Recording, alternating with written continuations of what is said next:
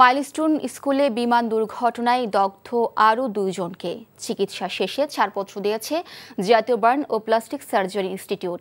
এই ঘটনায় মারা গেছেন 34 জন। একজন 20 বছর বয়সী কাজী আমজাদ ও অপরজন মধ্যবয়সী স্কুলের স্টাফ মোসাম্মদ সাবুজা। এ নিয়ে সুস্থ হয়ে বাসায় ফিরলেন 4 জন।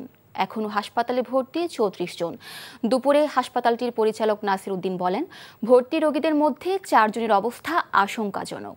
হাসপাতালটিতে নিয়মিত রোগীদের আনাগোনা রয়েছে বেশ। অ্যাম্বুলেন্সের আসা যাওয়া দেখলে আটকে ওঠেন অপেক্ষমান অভিভাবকরা। স্বজন থেকে শুরু করে চিকিৎসক, নার্স এবং সাধারণ মানুষরাও চাইছেন দ্রুত মাইলস্টোনের ঘটনায় আহতরা সুস্থ হয়ে উঠুক। স্বাস্থ্য অধিদপ্তরের হালনাগাদ তথ্য বলছে, বর্তমানে জাতীয় burn and plastic surgery institute ছাড়াও সম্মিলিত সামরিক হাসপাতালে 11 জন এবং জাতীয় মানসিক স্বাস্থ্য ইনস্টিটিউটে 1 জন চিকিৎসাধীন রয়েছে। রোগীদের চিকিৎসায় সিঙ্গাপুর, চীন ও ভারত থেকে আসা ডাক্তাররাও রোগী দেখছেন।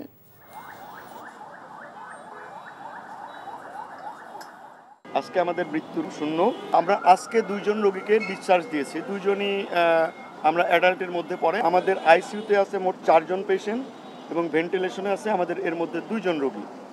আর আমাদের মেল এইচডিউতে আছে 3 জন রোগী, ফিমেল এইচডিউতে আছে 6 জন রোগী, পোস্ট অপারেটিভ ওয়ার্ডে আছে 8 জন রোগী এবং কেবিনে আমাদের 12 জন রোগী। এর মধ্যে আমাদের ক্রিটিক্যাল কন্ডিশনে আছে আমাদের 4 জন রোগী। বান্ডেল থাকলে প্রতি সেনমানিতে টাকা বাঁচবে। বিকাশ সেনমানি বান্ডেল কিনে জিতুন প্রতি লেনদেনে।